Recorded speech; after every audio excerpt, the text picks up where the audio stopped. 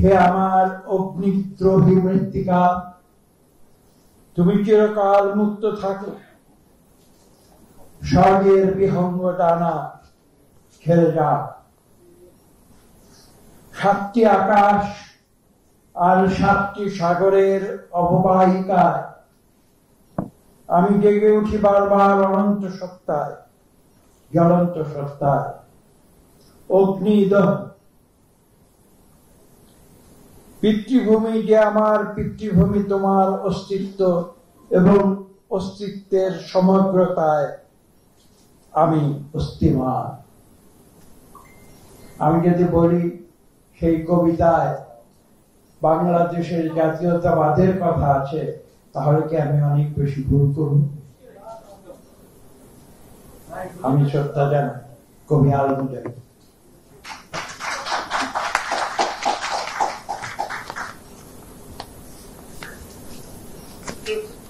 বাংলাদেশি জাতীয়তাবাদ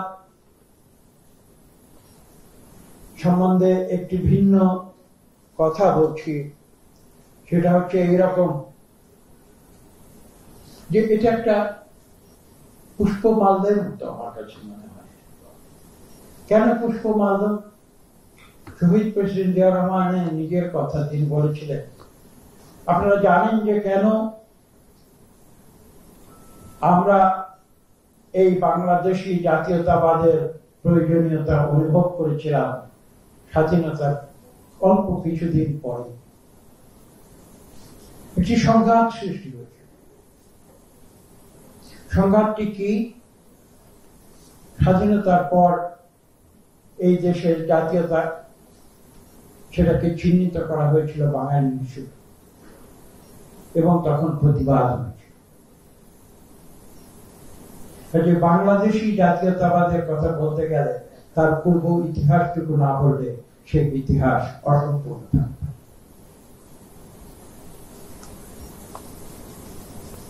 যারা এখানে এই বিষয় নিয়ে গবেষণা করেছেন তারা হয়তো বলবেন, আমি তাদের কথাটি বলছি, এই দেশে প্রায় 50টির মতো উপজাতি রয়েছে বাংলাদেশ। চাকমা সবচেয়ে বড়, তারপরে মারমা, তারপরে গারো, সাঁওতাল, হাজং, মুরং, খাসিয়া, রাজবংশী, কোল, ভিল, মুন্ডা, কোচ, লুসাই, এবং এরকম সব মিলিয়ে প্রায় 50টি। তাহলে আমরা এই দেশে বাস করে আমাদের জাতীয়তাবাদকে যদি বাঙালি বলি, সেটা কেমন? সেটা কি সঠিক হবে? সেই জন্যই কিন্তু প্রতিবাদ হয়েছে।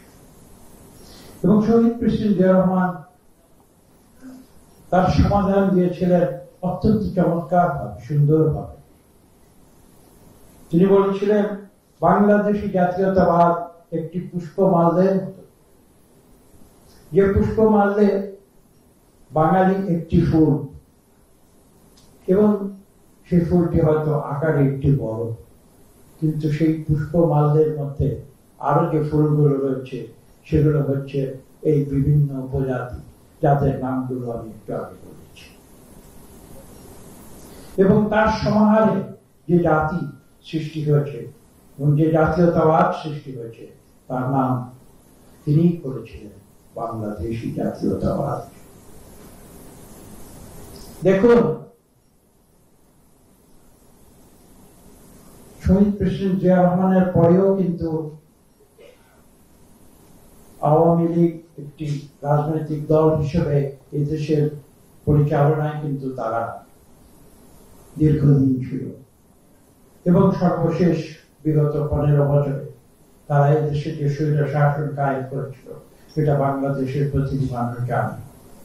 কিন্তু আমি এখানে যে কথাটি বলতে চাই, তারা বাংলাদেশি জাতীয়তাবাদ হিসেবে বাংলাদেশের জাতীয়তাবাদকে চিহ্নিত করার পরেও, দীর্ঘদিন দেশ শাসন করার পরেও, তারা কিন্তু বাংলাদেশি জাতীয়তাবাদে কোনো পরিবর্তন আনতে সক্ষম হয় নাই।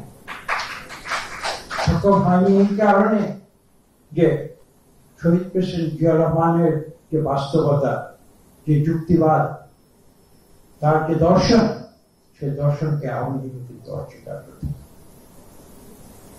আমি পাশাপাশি অন্য একটি উদাহরণ দিচ্ছি। বিশ্বের অনেক জাতি তো ইংরেজিতে কথা বলে, ইংরেজ অনেক দেশে রয়েছে, কিন্তু বিলেত, যেটা আমরা আমাদের ভাষায়, সাধারণ ভাষায় আমাদের দেশের মানুষ, গ্রামের মানুষ বলে বিলেত, সেই বিলেতের যে জাতীয়তাবাদ সেটার নাম কিন্তু ব্রিটিশ, ইংরেজ না। ইংলিশ শুধু ইংল্যান্ডে যারা থাকে তারা ইংরেজ, কিন্তু ওদের যে জাতীয়তাবাদ তার নাম হচ্ছে ব্রিটিশ।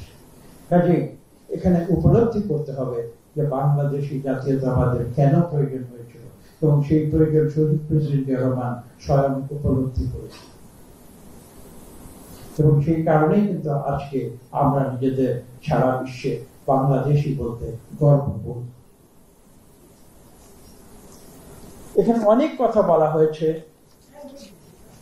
আমি সেই দীর্ঘ আলোচনায় যাব না। আমি শহীদ প্রেসিডেন্ট জিয়া রহমানের সম্বন্ধে কয়েকটি কথা খুব সংক্ষেপে বলবো। যে কথাগুলো হচ্ছে, তিনি একজন সৈনিক ছিলেন। এখানে ব্যাখ্যা করেছেন, বিভিন্ন বক্তারা ব্যাখ্যা করেছেন, স্বাধীনতার ঘোষণার বিষয়ে ব্যাখ্যা দেওয়া হয়েছে একটু আগে। এখানে মঞ্চে যারা রয়েছেন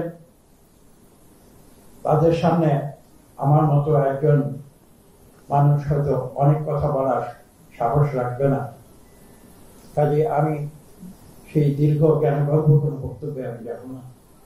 আমি শুধু এইটুকু বলছি যে এই শহীদ প্রেসিডেন্ট জিয়া রহমান, তিনি তার জীবনে ছিলেন অত্যন্ত সরল একজন ব্যক্তি, সরল প্রাণ মানুষ। তিনি যখন যেখানে যেতেন, কোনো সমস্যা দেখতেন, তিনি নিজের স্বয়ং চিন্তা করে তার একটি সমাধান তিনি বের করতেন। তিনি একটি সমস্যা দেখেছিলেন বাঙালি জাতীয়তাবাদের ভেতরে, এবং তিনি নিজে সেটির একটি সমাধান খুঁজে বের করে আমাদের সামনে উপহার দিয়েছিলেন। সেই উপহারটি হচ্ছে বাংলাদেশি জাতীয়তাবাদ, যেটা আজকে সারা বিশ্বে স্বীকৃত। আমার মনে আছে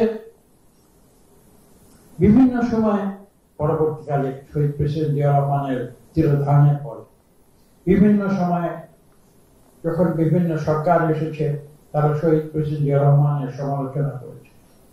আমার সামনে যখন বলেছে, আপনি একজন বক্তা বলেছেন ইতিমধ্যে, আমাদের কালের কণ্ঠের সম্পাদক বলেছেন, শহীদ প্রেসিডেন্ট জিয়া রহমান কিন্তু সবসময় সমালোচনাকে তিনি উৎসাহিত করতেন। কার্জন হলের যে কথা, যে গল্প তিনি বলেছেন, আমিও কিন্তু তার একজন সাথী।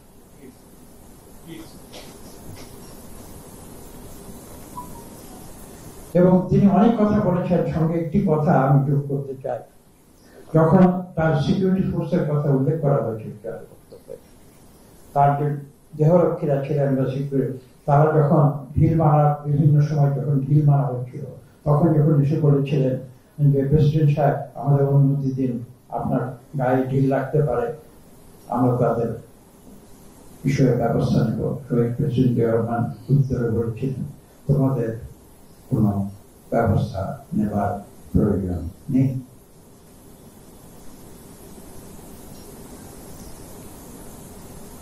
দেখুন,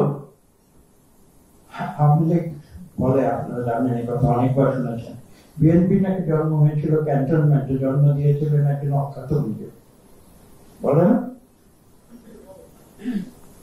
সেই অখ্যাত মেজর কিন্তু বাংলাদেশ থেকে একদলীয় স্বৈরতন্ত্রকে উৎখাত করে বহুদলীয় গণতন্ত্র পুনঃপ্রবর্তন করেছে। এবং ভিন্ন মত, সেটা যেটাকে বলা হয় যে differing opinion is the essence of democracy, সেই ভিন্ন মতকে শহীদ প্রেসিডেন্ট জিয়া রহমান যেভাবে উৎসাহিত করতেন, আমি জানি না কোন গণতন্ত্রী বাংলাদেশে সেভাবে উৎসাহিত করেছে, যারা নিজেদের গণতন্ত্রের ধারক বাহক করে নিজেদেরকে আইন করে থাকে। এবং যে গল্পটি আমরা একটু আগে শুনেছি টিএসসির অভ্যন্তরের ভেতরে, পরবর্তীতে একটু শুধু যোগ করে দিতে চাই। শহীদ প্রেসিডেন্ট জিয়া রহমান সেই সভা থেকে গিয়ে তিনি নিজে প্রস্তাব করেছিলেন, যার কথা আপনারা একটু উল্লেখ করেছেন, তাকে উৎসাহিত করে কিভাবে জাতীয়তাবাদী শক্তির ভিতরে নিয়ে আসা যায়, এবং সেজন্য আমার পিতাকে দায়িত্ব দিয়েছি।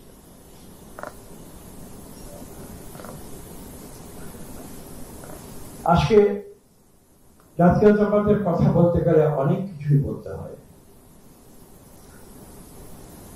শহীদ প্রেসিডেন্ট জিয়া রহমানের জাতীয়তাবাদ কিন্তু কেবল, আমি একটু আগে যে কথাটি বলেছি, সবাইকে ঐক্যবদ্ধ করে বাংলাদেশী হিসেবে পরিচিত করা, তার মধ্যে সীমাবদ্ধ ছিল। শহীদ প্রেসিডেন্টের জাতীয়তাবাদের যে আদর্শ, যে কনসেপ্ট, সেটা ছিল সর্বত বিষয় বিস্তৃত। তিনি যখনই এই বাংলাদেশকে নিয়ে যা কিছু করেছেন, সকল ক্ষেত্রে তিনি বাংলাদেশী জাতীয়তাবাদের কথা চিন্তা করেছেন। তিনি তার বৈদেশিক নীতির ক্ষেত্রেই বলুন, তার অভ্যন্তরীণ নীতির ক্ষেত্রেই বলুন, তার উৎপাদনের রাজনীতির কথা সেটাই বলুন, অথবা তার যে অকুতোভয় দেশপ্রেম তার কথাই বলুন না কেন, প্রতিটি ক্ষেত্রে যে মূল মন্ত্রটি কাজ করেছে তার নাম হচ্ছে বাংলাদেশী জাতীয়তাবাদ। আমি একটু পুরনো ইতিহাসে যাব। যারা শহীদ প্রেসিডেন্ট জিয়া রহমানের সঙ্গে ব্যক্তিগতভাবে পরিচিত ছিলেন তারা হয়তো সেই কথাগুলো জানেন। 1965 সালে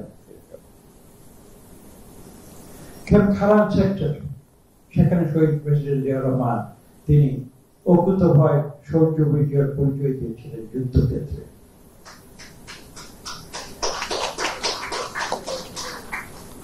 আমি যে কথাটি বলেছি জাতীয়তাবাদ, সেই বিশ্বাস, এবং তিনি যখন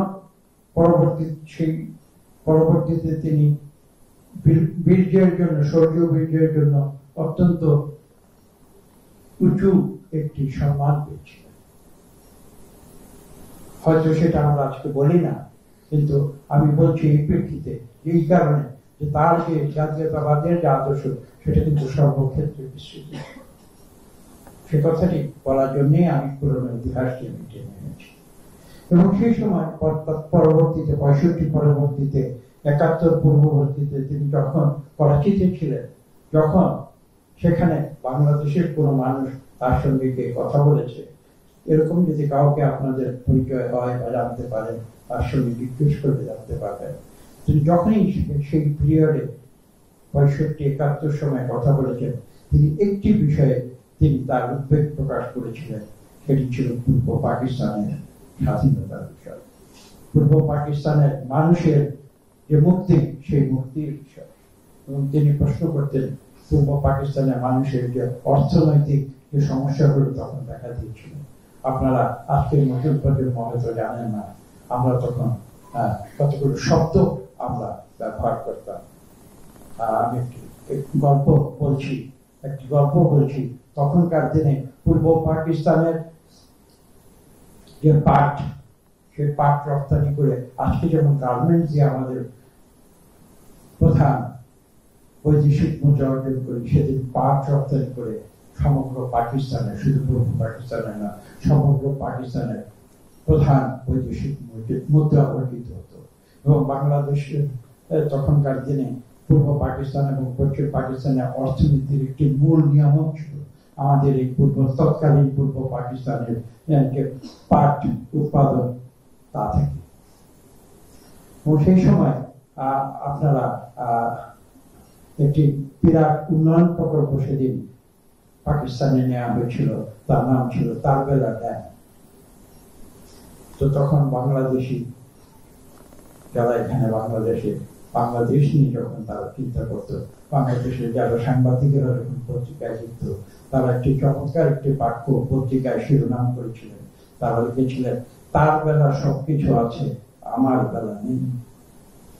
তার বেলা সবকিছু আছে, আমার বেলা নেই। অর্থাৎ তার বেলা ড্যামের জন্য যে অর্থ, সে অর্থের যোগান দিয়েছিল পূর্ব পাকিস্তান, কিন্তু ড্যামটি তৈরি হয়েছিল পশ্চিম পাকিস্তান। পূর্ব পাকিস্তানের উন্নয়ন সেভাবে হয়নি। সেই প্রশ্নটি কিন্তু তখন উঠেছিল, এবং সেই জাতীয়তাবাদের সেই চিন্তা ধারণাগুলো, সেগুলো কিন্তু শহীদ প্রেসিডেন্ট জিয়া রহমানের অন্তরে আবেদন করেছিল। এবং পরবর্তীতে তিনি ৭১ সালে যখন চট্টগ্রামে যখন তার পোস্টিং হয়েছিল, আপনারা জানেন, কথা নতুন করে বলার কোনো প্রয়োজন নাই, তারপরেও বলতে হয়, যখন 19৭১-এর 25শে মার্চের কালো রাতে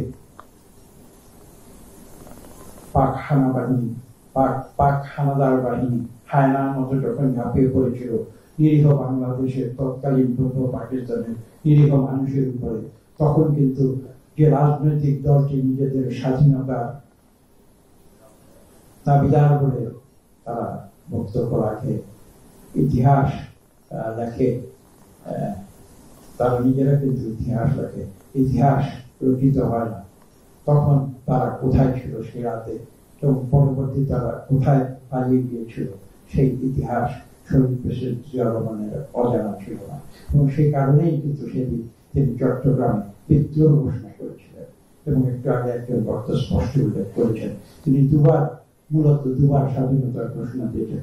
প্রথমবার কিন্তু তিনি বলেছিলেন, I Major Zia Rahman to hereby declare the independence of Bangladesh.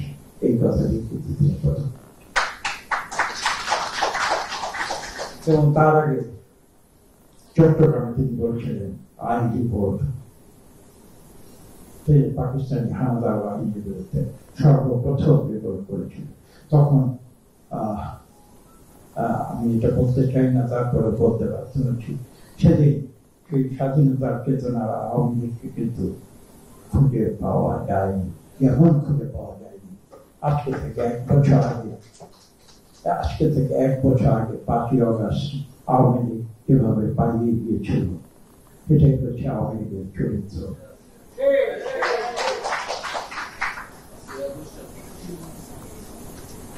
বক্তব্য দীর্ঘ হয়ে যাচ্ছে, আমি যে কথা দিয়ে শুরু করেছিলাম, আমি একটু সে কথায় ফিরে যেতে চাই। আওয়ামী লীগ অভিযোগ করে বিএনপি নাকি জন্ম হয়েছিল ক্যান্টনমেন্টে। পৃথিবীতে আপনারা বিভিন্ন সামরিক শাসনের ইতিহাস দেখুন, সৈনিকেরা কি করে? সৈনিকেরা গণতান্ত্রিক সরকারকে উৎখাত করে সেখানে সামরিক শাসন প্রতিষ্ঠা করে। শহীদ প্রেসিডেন্ট জিয়া রহমান কি করেছিলেন এগুলো বুঝতে হবে। আওয়ামী লীগ কি করেছিল, শহীদ প্রেসিডেন্ট জিয়া রহমানের বিএনপি কি করেছিল, বা শহীদ প্রেসিডেন্ট জিয়া রহমান কি করে বিএনপি তৈরি করেছিলেন, সেই কথাগুলো উপলব্ধি করতে হবে। বাংলাদেশি জাতীয়তাবাদের পেছনে যে কনসেপ্ট, সেই কনসেপ্ট উপলব্ধি করতে হবে। আওয়ামী লীগ জাতীয় সংসদের ভেতরে মাত্র 11 মিনিটের ব্যবধানে গণতন্ত্রের কবর রচনা করে একদলীয় শাসন বাংলাদেশে কায়েম করেছিল, করে না? আর শহীদ প্রেসিডেন্ট জিয়া রহমান কি করেছে? তারা বলে যে ক্যান্টনমেন্টের ভিতরে বিএনপির জন্ম হয়েছিল, ক্যান্টনমেন্টের ভিতরে তো মানুষ হয়েছিল। শহীদ প্রেসিডেন্ট জিয়া রহমান তিনি তো একজন মেজর ছিলেন। তাদের সমস্যা হলো, তারা যখন দেখতে পেয়েছিল একজন অখ্যাত মেজর বিশ্বের বুকে একজন বিখ্যাত মেজর হয়ে গেছে, তখন তারা সেটা সহ্য করতে পারে। শহীদ প্রেসিডেন্ট জিয়া রহমান যে কথা বলছিলাম, যে সৈনিকেরা বিশ্বব্যাপী, বিশ্বের ইতিহাস আপনারা দেখুন, সৈনিকেরা এশিয়া, আফ্রিকা, ল্যাটিন আমেরিকার ইতিহাস পর্যালোচনা করে। সৈনিকেরা গণতন্ত্রকে উৎখাত করে সেখানে সামরিক শাসন কায়েম করে। শহীদ প্রেসিডেন্ট জিয়া রহমান একদলীয় শাসন উৎখাত করে তিনি বহুদলীয় গণতন্ত্র বাংলাদেশের কোটি কোটি মানুষের হাতে ফিরিয়ে দিয়েছেন। এইখানে তার ঔদার্য, এইখানে তার মহৎ। এ কারণে কিন্তু আমরা বলি যে শহীদ প্রেসিডেন্ট জিয়া রহমান একজন সৈনিক থেকে একজন রাষ্ট্রনায়কে নিজেকে পরিণত করেছেন। সেই ঔদার্য তার ছিল, সেই রাষ্ট্রীয় দৃষ্টিভঙ্গি তার ছিল, সেই রাষ্ট্রীয় চেতনা তার ছিল, জাতীয়তাবাদের চেতনা ছিল। বাংলাদেশের মানুষকে তিনি অন্তর থেকে ভালোবাসতেন এবং তিনি তার সারা জীবন বাংলাদেশের জন্য তিনি দিয়ে দিয়েছেন। বক্তব্য দীর্ঘ করব না, আমি যেহেতু আমাকে চলে যেতে হবে, আমি নিজের লেখা একটি কবিতা দিয়ে এখন আমার বক্তব্য।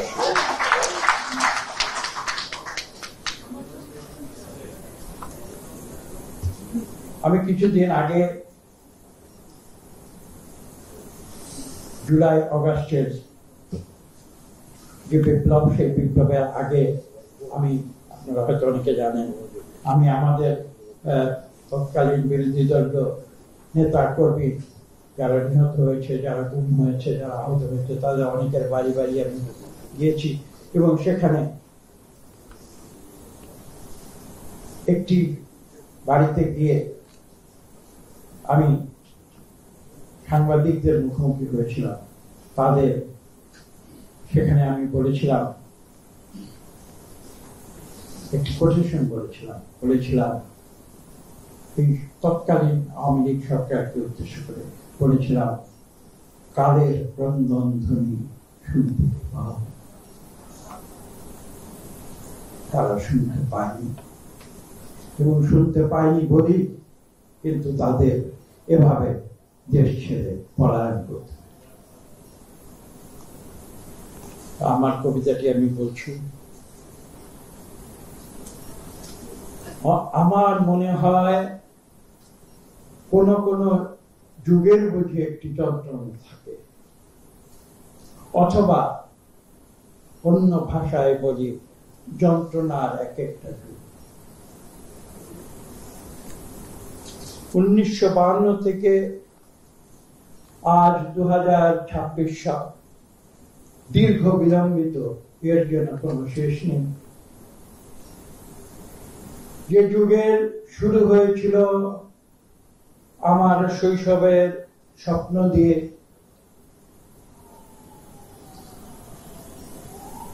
প্রলম্বিত হয়েছিল যৌবনের দাহ দিয়ে, হয়তোবা শেষ হচ্ছে প্রৌঢ়ত্বের স্বপ্নভঙ্গ। 62-র ভাষা আন্দোলন,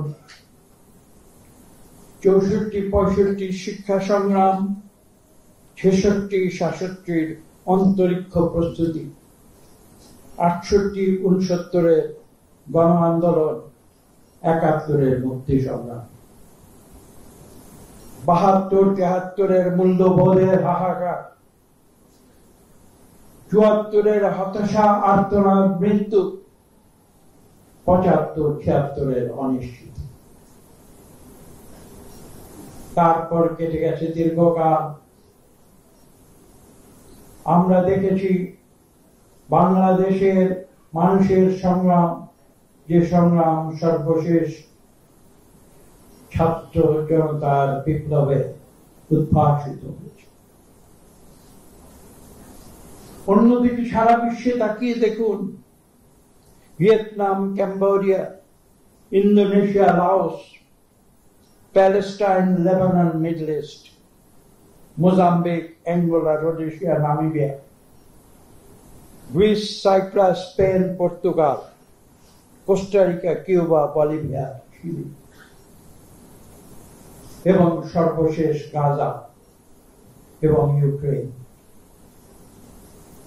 অনেক আগুন নিয়ে 1952 থেকে 2026 যন্ত্রণার একটি যুগ, দীর্ঘ বিলম্বিত। এর কি কোনদিন শেষ হবে? সবাইকে